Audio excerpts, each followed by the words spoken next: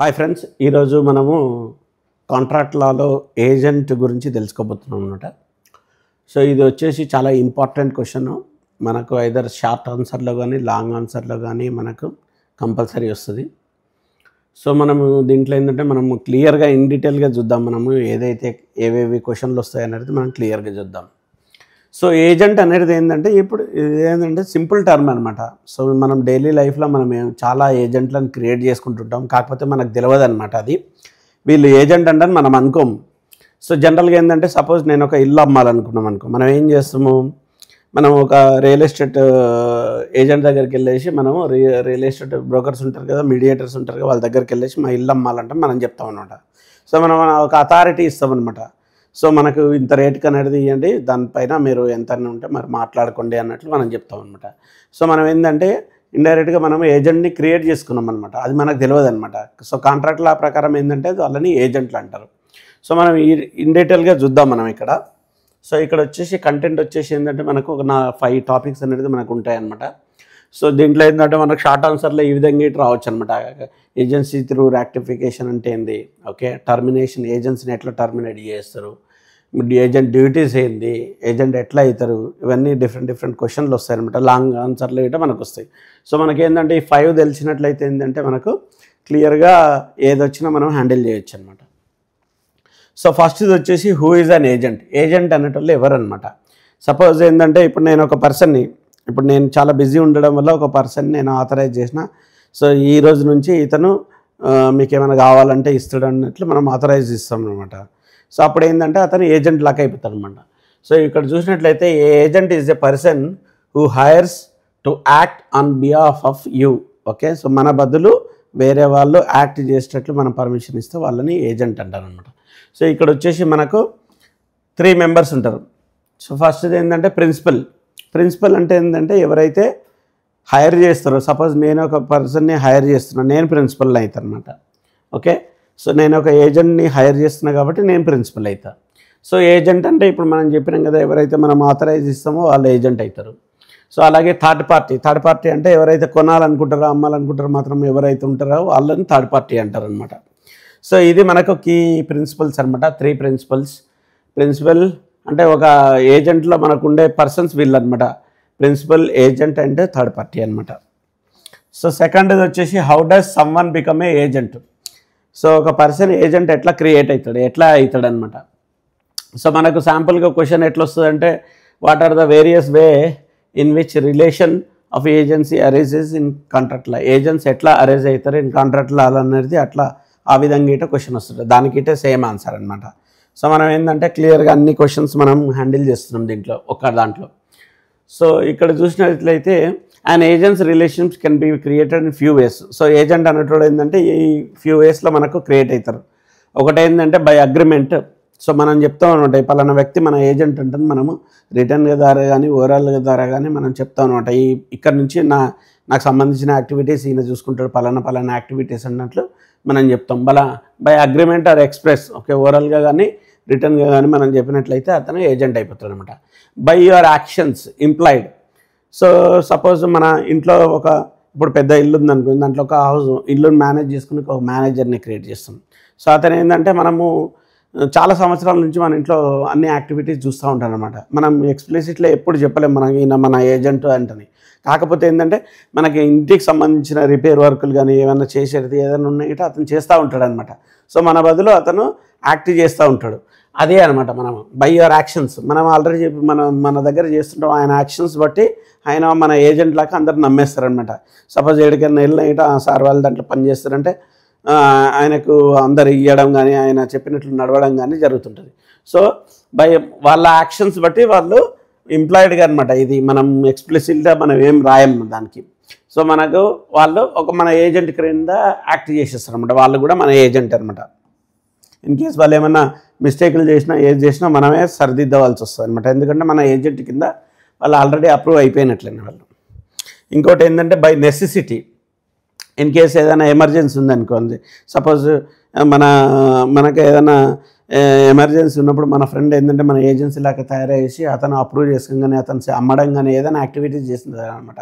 So అప్పుడు ఏంటంటే మనము డినై చేయడానికి ఉండదు అనమాట. ఎందుకంటే మన మంచి గురించి వాళ్ళు ఎమర్జెన్సీలో వాళ్ళు ఏజెన్సీ కింద యాక్ట్ ఒక పర్సన్ మన బదులుగా వాళ్ళ యాక్షన్స్ తీసుకుంటుంటారు అనమాట, అథారిటీ తీసుకుంటుంటారు. అప్పుడు ఏంటంటే అది నెసెసిటీ బట్టి ఉంటుంది. ఇప్పుడు ఎగ్జాంపుల్ ఇక్కడ ఏంటంటే సపోజ్ మనకు ఒక పోర్ట్లో ఒక స్టాక్ ఉందన్నమాట. సో అదేంటంటే ఈరోజు అమ్మకపోతే ఏంటంటే మనకు చాలా పెద్ద లాస్ అవుతుంది. అంటే మన ఫ్రెండ్ కానీ మన వెల్ విషర్ కానీ అతను ఏం చేస్తాడంటే అరే ఇతనికి బాగా లాస్ అవుతుంది అని చెప్పేసి మనం అడగకుండానే సో వాళ్ళు ఏం చేస్తారంటే స్టాక్ అనేది అమ్మేస్తారనమాట. సో అప్పుడు మనం చూసినప్పుడు ఏంటంటే అరే మనం ఏటా అనుకుంటాం అనమాట. ఎందుకంటే ఆ టైంలో నేనున్నా కూడా ఇట్లనే చేసేవాడిని, సో ఎమర్జెన్సీలో మా ఫ్రెండ్ అమ్మేసిండు, ఇది కరెక్టే అన్నట్లు ఉంటుంది అనమాట. అట్లా అనమాట. బై నెసెసిటీ కూడా మనకు ఏజెన్సీ క్రియేట్ అవుతుంది అనమాట. ఇంకోటి బై ఎస్టపెల్ అంటే మనము దాన్ని డినై చేయడానికి ఉండదు అనమాట. సో ఇక్కడ ఏంటంటే ఒక ఎగ్జాంపుల్ ఏంటంటే మనం ఒక కంపెనీ లెటర్ హెడ్ ఇచ్చేసి ఒక ఎంప్లాయీని హైర్ చేసేసి కంపెనీ లెటర్ హెడ్ ఇచ్చినాం అనమాట. సో ఇప్పటి నుంచి ఏదన్నా అయితే ఇతను చూసుకుంటాడు అన్నట్లు మనం చెప్తాం అనమాట. కాకపోతే మనకు ఏమేమి పర్మిషన్స్ ఇచ్చినా అనేది మనం చెప్పాము. కాకపోతే లెటర్ హెడ్ యూజ్ చేసి అతను ఏమైనా యాక్టివిటీస్ ఏమైనా చేసినట్లయితే అది వ్యాలిడ్ కిందనే చెప్తుంది. ఎందుకంటే మనము అటువంటి మనం డిలే అయితే చేయలేమన్నమాట. అదే అనమాట. ఇది మనకు 4 పాయింట్స్ అనమాట. సో ఏజెన్సీ ఎట్లా క్రియేట్ అవుతారంటే by agreement, by your action, by his actions, by necessity, by estoppel. Okay. So ఈ 4 కండిషన్స్ ఏజెన్సీ క్రియేట్ చేయడానికి చాలా ఇంపార్టెంట్, మీరు ఈజీగా గుర్తుంచుకోవాలి. సో ఇంకోటి ఏంటంటే ఏజెన్సీ యొక్క డ్యూటీస్ ఏంటి. సో ఇప్పుడు సరే నేను ఏజెంట్ని క్రియేట్ చేసిన, అతని డ్యూటీస్ ఏంటి. ఫస్ట్ డ్యూటీ ఏంది, ఏజెంట్ మనం క్రియేట్ చేసినప్పుడు ఏంటంటే మన ఇన్స్ట్రక్షన్స్ మనం ఏం చెప్తే అది ఫాలో కావాలన్నమాట. అదే చెప్తారు ఇక్కడ, follow your instructions. Okay. So మనం ఏంటంటే పలానా మనం ఏదైతే ఇన్స్ట్రక్షన్స్ ఇస్తున్నామో దానికి తగ్గట్టు అతను పని చేయాలి basically. Okay. Act with skill and care. Suppose మనం ఏజెంట్ని ఎవరిని పెడతాం, మన బదులుగా వాళ్ళు చేయాలనుకుంటే మనం ఏం చేస్తాం, వారికి ఒక స్పెషలైజ్ స్కిల్ కానీ మనకు ఒక టాలెంట్ ఉంటేనే కానీ చేస్తారన్నమాట. కాకపోతే వాళ్ళు ఏంటంటే ఏజెంట్ అయినప్పుడు ఏంటంటే వాని స్కిల్ని వాని టాలెంట్ని ఉపయోగించేసి మన బదులుగా మనం చేసినట్లు వాళ్ళు చేయాలన్నమాట. అది ఓకే. ఇంకోటి వచ్చేసి don't make secret profits. So మనం ఒక ఏజెంట్ క్రియేట్ చేసినప్పుడు ఏంటంటే సపోజ్ దాని నుంచి కొంచెం రెవెన్యూ వస్తుంది అనుకో. సపోజ్ ఒక షాప్లో ఇప్పుడు మనది ఒక షాప్ ఉంది, దాంట్లో ఏంటంటే నా బదులుగా ఇంకోతని క్రియేట్ చేసినాం. సో వాళ్ళు ఏంటంటే సీక్రెట్గా వాడు ఏంటంటే ప్రాఫిట్స్ చూసుకోవడం కానీ సీక్రెట్గా కమిషన్ తీసుకోవడం కానీ ఆ విధంగా అటువంటివి చేయొద్దు అనమాట. అటువంటివి ఏం చేయొద్దు అనమాట. Don't make any secrets. So అటువంటివి చేస్తే అది కరెక్ట్ కాదన్నట్లు. సో దాని మీద మనం కేసు ఇటేయచ్చు ఏజెన్సీ, అది కరెక్ట్ కాదన్నట్లు. ఇంకోటి ఏంటంటే కీప్ ప్రాపర్ అకౌంట్స్. సో మనకి ఏదైనా ట్రాన్సాక్షన్లు ఏదైనా జరిగినప్పుడు మాత్రం ప్రతిదానికి ఒక ఆన్సరబుల్ ఇచ్చేటట్లు ఉండాలన్నమాట అతను. ఇంకోటి ప్రొటెక్ట్ యువర్ ఇంట్రెస్ట్.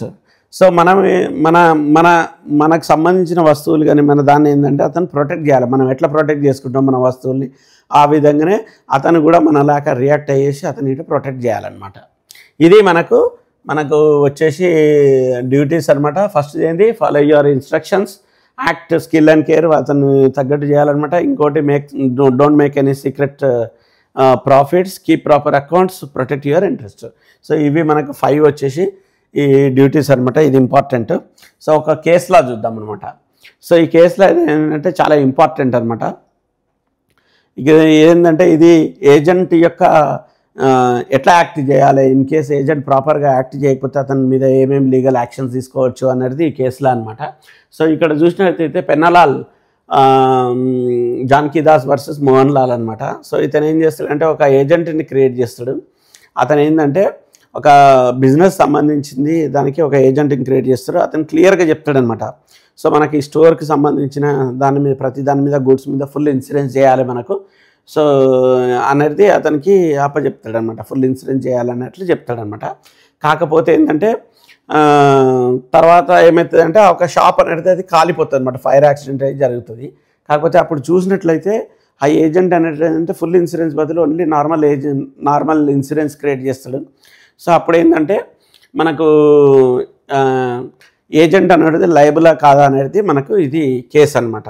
సో ఇక్కడ చూసినట్లయితే జడ్జ్మెంట్ అనేది ఏంటంటే the supreme court said that as agent were fault. So agent అనేది ఫాల్ట్ క్రియేట్ చేసిండు, అందువల్ల ఏదైతే లాస్ ఉందో అది కంపల్సరీ ప్రిన్సిపల్కి ఇవ్వాలనేది జడ్జిమెంట్ అనమాట. సో కోర్టు క్లియర్గా చెప్పింది. సో ఏజెంట్ యొక్క రెస్పాన్సిబిలిటీస్ ఏంది, డ్యూటీస్ ఏంది క్లియర్గా చెప్పిందనమాట. అతనికి క్లియర్గా మనకు ప్రిన్సిపల్ అనేది ఏంటంటే క్లియర్గా మెన్షన్ చేసిండు, ఫుల్ ఇన్సూరెన్స్ చేయాలి అన్నట్లు. అతను డ్యూటీ చేయడంలో ఫెయిల్ అయ్యిండు అనేది క్లియర్గా మనకి ఇక్కడ ఇస్తుంది అనమాట. సో అతనికి ఏంటంటే రీజనబుల్ టైం ఉంది, ఓకే, ప్రతిదీ ఉంది, కానీ ఆయన డ్యూటీ ఫెయిల్ అయ్యడం వల్ల ఈ లాస్ వచ్చిందన్నట్లు చెప్పిండ్రు. అందువల్ల ఏంటంటే ప్రిన్సిపల్కి ఏదైతే లాస్ అయితే క్రియేట్ అయిందో అది కంపల్సరీ ఏజెంట్ కట్టాలి అనేది తీర్పు అనమాట ఇది. Okay, so this case shows that the agent duty is serious and legal responsibility. Case ఏంటంటే మనకు ఏజెంట్ యొక్క డ్యూటీ అది సీరియస్ అండ్ లీగల్ రెస్పాన్సిబిలిటీ ఉందన్నట్లు మనకు చెప్తారు ఇక్కడ. సో ఏజెన్సీ త్రూ రాక్టిఫికేషన్, ఇది చాలా ఇంపార్టెంట్ క్వశ్చన్ మనకు. షార్ట్ ఆన్సర్లో ఇన్ కేస్ లాంగ్ ఆన్సర్లో రాకపోతే షార్ట్ ఆన్సర్స్లో కంపల్సరీ వస్తుంది మనకు. ఏజెన్సీ త్రూ రాక్టిఫికేషన్ అంటే ఏంటి, కరెక్ట్ చేయడం అనమాట. సో మనం ఏదైనా చెప్తాం కదా, మనం రెక్టిఫికేషన్ చేయాలి అన్నట్లు. ఇప్పుడు సపోజ్ ఏదైనా అగ్రిమెంట్లు చేసినా మనం తప్పులు చేస్తే దాన్ని రెక్టిఫై చేస్తాం అన్నట్లు చెప్తాం కదా, అట్లా అనమాట. ఏజెన్సీ త్రూ రెక్టిఫికేషన్ అంటే ఇదేంటంటే ఒక పర్సన్, ఓకే, అతను మన ఏజెంటే కాదనమాట, అతనికి ఆథరైజ్ లేదు, కాకపోతే ఏంటంటే మన బదులుగా అతను కొన్ని యాక్షన్స్ తీసుకుంటాడనమాట. సో ఆ యాక్షన్స్ తీసుకున్నప్పుడు ఏంటంటే ఇప్పుడు ఇక్కడ చూసినాం అనుకో, agency through rectification means so when a person, okay, act behalf of you, నీలాగా యాక్ట్ చేసేసి ఒక ఏమంటారంటే ఒక యాక్టివిటీకి అనేది మనం తీసేసుకుంటాడు అనమాట. వితౌట్ హ్యావింగ్, మన పర్మిషన్స్ లేకుండా ఒకటి అప్రూవ్ అనేది చేసేస్తాడు అనమాట. సో దానిది ఏంటంటే మనం తర్వాత మనకు చెప్పినప్పుడు ఏంటంటే సరే ఇతను చేసింది మన మంచి గురించే కదా అన్నట్లు చెప్పేసి మనం అప్రూవ్ చేస్తాం అనమాట. అప్రూవ్ చేసినప్పుడు ఏంటంటే మనం అది ఎట్లుంటుందంటే ఆ యాక్టివిటీ అనేది ఏజెన్సీ త్రూ యాక్టివిటీ అనేది మనం అప్రూవ్ చేసినప్పుడు ఏంటంటే మనం స్టార్టింగ్ నుంచి మనమే ఏ విధంగా అప్రూవ్ చేస్తామో ఆ విధంగా ఉంటుంది అనమాట అది. ఓకే, సో ఈ హైలైట్ చేసిందని చూసుకోండి. Without having your permissions and authority, మన పర్మిషన్స్ లేకుండా ఏదైనా యాక్టివిటీస్ చేస్తే దాన్ని ఏంటంటే the principal can approve later and accept and authorized it. So తర్వాత మనము అప్రూవ్ చేసేసి యాక్సెప్ట్ చేసే దాన్ని ఏజెన్సీ త్రూ రాక్టిఫికేషన్ అంటారు. అంటే మన ఆథరైజ్ లేకుండా అతను ఒక యాక్టివిటీ చేసిండు, ఒకటి సేల్ అమ్మడం కానీ కొనడం కానీ ఏదో ఒకటి యాక్టివిటీ చేసిండు అనమాట. తర్వాత ఏంటంటే మనం చూసేసి మన మంచి గురించి చేసిండు కాబట్టి మనం ఏంటంటే మనం అప్రూవ్ చేస్తాం అనమాట తర్వాత. సో అటువంటి యాక్టివిటీస్ని ఏంటంటే ఏజెన్సీ త్రూ రెక్టిఫికేషన్ అంటారు. సో ఇప్పుడు ఒక ఎగ్జాంపుల్ తీసుకున్నట్లయితే, okay, your friend seeing A car, okay, ఆ ఫ్రెండ్ ఏంటంటే ఒక కార్ని, నేను ఎప్పటికీ మా ఫ్రెండ్కి చెప్తుంటాను అనమాట, అరే ఈ కారు నాకు కొనాలంటే ఉంది, కాకపోతే ఏంటంటే దీని బుకింగ్కి ఒక 1 year టైం అనేది ఉంది అనమాట, మనకు దొరకట్లేదు అది ఇది అంటే మనం చెప్తూ ఉంటాం. అప్పుడు ఏంటంటే మా ఫ్రెండ్ ఏం చేస్తాడంటే ఒక షోరూమ్కి వెళ్ళినప్పుడు ఏంటంటే అతను వేరే పని మీద వెళ్ళినప్పుడు ఈ కార్ అవైలబుల్ ఉందంటే అరే మళ్ళీ దొరకదేమో 1 year వెయిట్ చేయాలి కదా అన్నట్లు అతను ఏం చేస్తాడంటే బుక్ చేసేస్తాడు, కొంత అమౌంట్ కట్టేసి బుక్ చేస్తాడు. సో మనకు ఫోన్ చేస్తాడు, అప్పుడు మనకు ఫోన్ చేయకుండానే బుక్ చేసేస్తాడు. అంటే మన ఆథరైజేషన్ విడెంట్ టెల్ హిమ్, ఓకే, సో మనం ఆథరైజేషన్ ఇవ్వలే అతనికి, మనం కారు కొను అంటే మనం ఎప్పుడు చెప్పలేదు. కాకపోతే ఏంటంటే మనకు మన మంచి గురించి ఏంటంటే అతను కార్కు టోకెన్ ఇచ్చేసి అడ్వాన్స్ ఇచ్చేసి నేను బుక్ చేసేస్తాడు అనమాట. అప్పుడు ఏం చేస్తాడంటే మనము సరే మన మంచి గురించి చేసింది కాబట్టి okay, so whatever activity you are done, okay, so car కొనడం యాక్టివిటీ అన్న మంచి గురించి కాబట్టి నేను ఇట అప్రూవ్ చేస్తాను అనమాట. అప్రూవ్ చేసినప్పుడు ఏంటంటే ఇది ఏజెన్సీ త్రూ రాక్టిఫికేషన్ అవుతుంది. నేను రాక్టిఫై చేసిన మనమే కొన్నట్లు ఉంటుంది అనమాట. అది మనకి ఎగ్జాంపుల్. సో కండిషన్స్ ఏముంటాయి, conditions for valid ratifications. So conditions ఏంటంటే మన బదులుగా మనకు చేయాలన్నమాట. So act done behalf of the principal బదులుగా యాక్ట్ చేయాలి, అంతేగాని తనకు తానుగా లేకుంటే వాళ్ళ ఫ్రెండ్ వాళ్ళకు మాత్రం చేస్తే మాత్రం అది కుదరదు అనమాట. ఓకే, ఇంకోటి principal must be existed. Okay, so ఎవరైతే పేరు చెప్పేసి అతను చేస్తుండో అతను బతికి ఉండాలి అనమాట. సపోజ్ అతనే బతికిలేనప్పుడు ఎవరు రాక్టిఫై చేస్తారు, కంపల్సరీ అతను బతికుండాలి.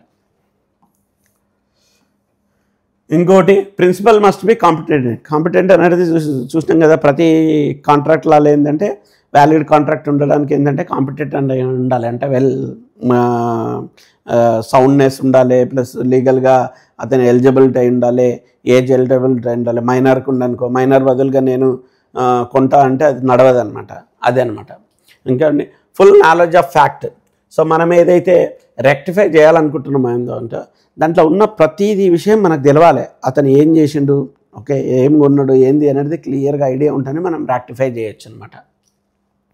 ఇంకోటి రాక్టిఫికేషన్ ఆఫ్ ద హోల్ యాక్ట్, ఇది చాలా ఇంపార్టెంట్. ఓకే, సో ఏదైనా సపోజ్ ఒక సిరీస్ ఆఫ్ ట్రాన్సాక్షన్ చేసిండు మన బదులుగా, ఓకే, సో అంతే. అప్పుడు ఏంటంటే మనము ఓన్లీ నేను ఇది 3 ట్రాన్సాక్షన్ని నేను యాక్సెప్ట్ చేస్తాను, మిగతా చేయను, అట్లా ఉండదన్నమాట. సో నువ్వు రాక్టిఫికేషన్ చేస్తే ఏంటంటే కంప్లీట్ ట్రాన్సాక్షన్స్ అతను ఏదైతే చేసిండో మొత్తం చేయాలి, లేదంటే చేయొద్దు అనమాట. ఇంకోటి ratification must not harm third party. So మనం ఏదైతే రాక్టిఫికేషన్ చేస్తే అది వేరే వాళ్ళకు హార్మ్ చేయొద్దు అనమాట. సో ఇది చాలా ఇంపార్టెంట్. ఓకే, సో మనం చూద్దామన్నమాట. సో ఇది వచ్చేసి మనకు రాక్టిఫికేషన్ త్రూ వ్యాలిడ్ రాక్టిఫికేషన్స్ అనమాట. ఇది చాలా ఇంపార్టెంట్ క్వశ్చన్స్, ఏజెన్సీ త్రూ రాక్టిఫికేషన్ అనేది. ఓకే, మనం మొత్తం ఏజెన్సీ గురించి మనం చూస్తున్నాం మనం ఇక్కడ. సో ఇంకోటి ఏంటంటే ఫైనల్గా వచ్చేసి టర్మినేషన్స్ ఆఫ్ ఏజెన్సీ మనం క్రియేట్ చేసినాము, రాక్టిఫై చేసినాము, ఓకే, వాళ్ళకి ఏమేమి కండిషన్స్ ఉండాలి ఇవన్నీ చూసినాం. ఫైనల్గా ఏంటంటే ఏజెన్సీని ఎట్లా డిజాల్వ్ చేయాలి, ఎట్లా టర్మినేట్ చేయాలన్నమాట. ఓకే, సో మనం ఏంటంటే ఏజెన్సీ ఎండ్ చేసేదాన్ని ఏంటంటే టర్మినేషన్ ఆఫ్ ఏజెన్సీ అనేది మనం అంటాం అనమాట. ఇది వచ్చేసి మనకు 1872 ఏదైనా సరే ఇండియన్ కాంట్రాక్ట్లో అనేది 1872 అనేది గుర్తుపెట్టుకోండి. సో 1872 అనేది మనకు రాయాలన్నమాట. సెక్షన్ 201 ప్రకారము ఇది methods of terminating the agency ఎట్లా టర్మినేట్ అయింది అని మనం చెప్తాం అనమాట. So by the act of the parties, okay, ఎవరైతే ప్రిన్సిపల్ కానీ ఏజెంట్ కానీ వాళ్ళు ఉంటారు కదా, వాళ్ళు ఏంటంటే మేము ఏజెన్సీని మేము అఫీషియల్గా మేము లేదు రేపటి సంది ఇతను నా ఏజెంట్ కాదు అంటే మనం అఫీషియల్గా డిక్లేర్ చేసినాం అనుకో, అతని ఏజెంట్స్ కాదనమాట. సో బై డిఫాల్ట్ ఏంటంటే మన ప్రిన్సిపల్ కానీ ఏజెంట్ కానీ చెప్పినట్లయితే కానీ లెటర్ ఇచ్చినట్లయితే కానీ అదేంటంటే మనం ఏజెంట్ అనేది మనము టర్మినేట్ చేయొచ్చు. ఓకే,